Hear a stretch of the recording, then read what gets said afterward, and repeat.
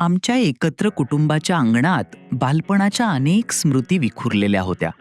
स्वातीताई, माझी चुलत बहीण, जी माझ्यापेक्षा 10 वर्षांनी मोठी होती, ती माझ्यासाठी नेहमीच एक प्रेमाची सावली राहिली होती. माझ्या बालपणीच्या अनेक खेळांची ती साक्षीदार होती.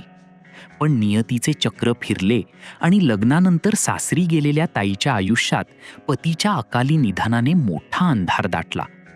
जेव्हा ती उन्हाळ्याच्या सुट्टीत तिचं 3 वर्षांचं बाळ घेऊन पुन्हा माहेरी आली, तेव्हा ती पूर्वीची अबोल ताई राहिली नव्हती. तिच्यात आता एक वेगळीच मातृत्व लाभलेली परिपक्वता आली होती. तिचे पाऊल पडताच घरातील शांतता अधिक गहिरी वाटू लागली होती. मी आता 22-23 वर्षांचा एक धट्टाकट्टा गडी झालो होतो, ज्याच्या अंगात तारुण्याचा संचार होता. शेतीच्या कष्टाने कमावलेले माझे पिळदार शरीर आणि ताईचे ते लावण्यमयी रूप यांचा ताळमेळ बसू लागला होता. ताई जेव्हा सुती साडीत अंगणात वावरायची, तेव्हा तिची ती वळणदार कंबर आणि हालचालींतून व्यक्त होणारी मादकता मला अस्वस्थ करू लागायची. तिची नजर जेव्हा माझ्यावर पडायची, तेव्हा त्या नजरेत एक प्रकारचा ओलावा असायचा, जो मला केवळ भाऊ म्हणून नाही, तर एका पुरुष म्हणून शोधत असल्यासारखा वाटायचा.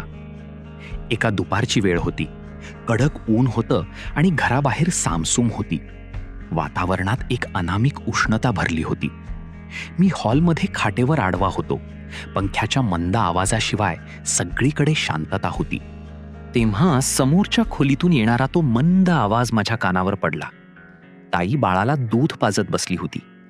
खोलीचा दरवाजा किंचित उघडा होता आणि तिथून दिसणारं ते दृश्य माझ्या काळजाचा ठोका चुकवणारं होतं. तिने साडीचा पदर बाजूला केला होता आणि ब्लाऊजची हूक सोडली होती. ती तिथे शांत बसली होती आणि तिचं ते गोरे पान, दुधाळ भरलेलं शरीर मंद प्रकाशात एखाद्या शिल्पकृतीसारखं चमकत होतं. तिचे स्तन, जे मातृत्वानंतर अधिक जड आणि भरलेले झाले होते, ते एखाद्या परिपक्व फळासारखे मादक दिसत होते. तिची ती गोरी छाती, जिचा भार तिलाही जाणवत असावा, ती बाळ दूध पिताना हलकीच वर खाली होत होती. तिचे मऊ रेशमी केस पाठीवर विखुरले होते. तिच्या त्या उघड्या अंगाची काया इतकी मोहक होती की माझी नजर तिथून हलत नव्हती. तिच्या तोंडून बाहेर पडणारा तो आर्त सुस्कारा आणि तिच्या चेहऱ्यावरचा तो शांत पण तृप्त भाव पाहून माझ्या शरीरात उष्णतेची लाट उसळली. माझं रक्त सळसळू लागलं, जणू काही माझ्या नसांतून अग्नी वाहत होता.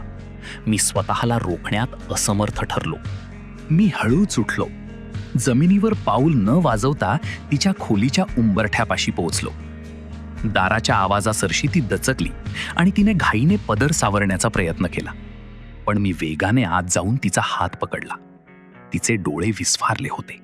ताई, किती दिवस हे सगळं मी दुरून बघणार? मला नाही सहन होत. तुझी ही एकाकी अवस्था आता मला वेड लावतीये. मी तिच्या अगदी जवळ जात तिच्या कानाजवळ मादक आवाजात म्हणालो.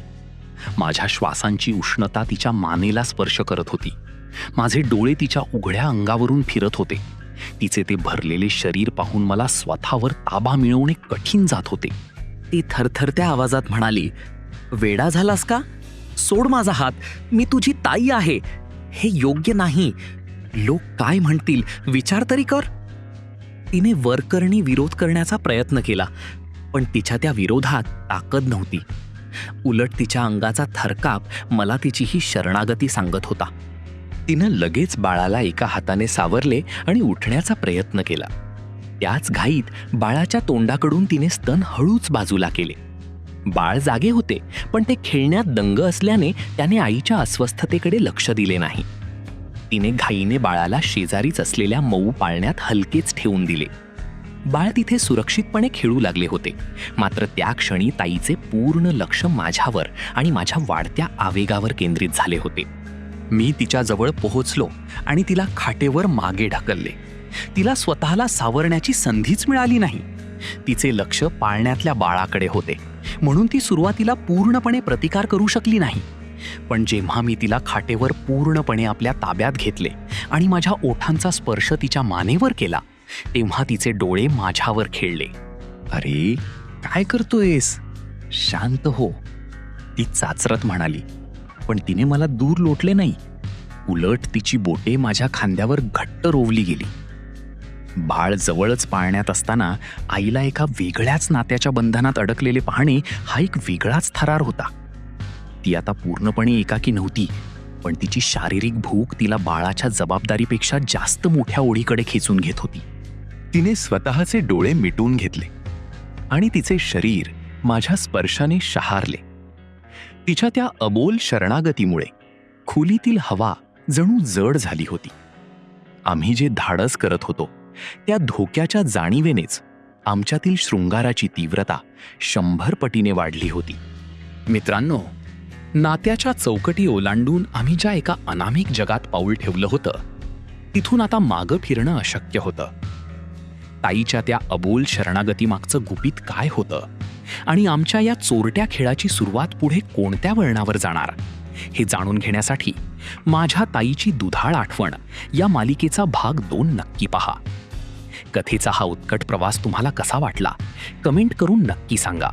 व्हिडिओ आवडला असेल तर लाईक करा आणि आमच्या या रंजक प्रवासात सामील होण्यासाठी चॅनलला सबस्क्राईब करायला विसरू नका.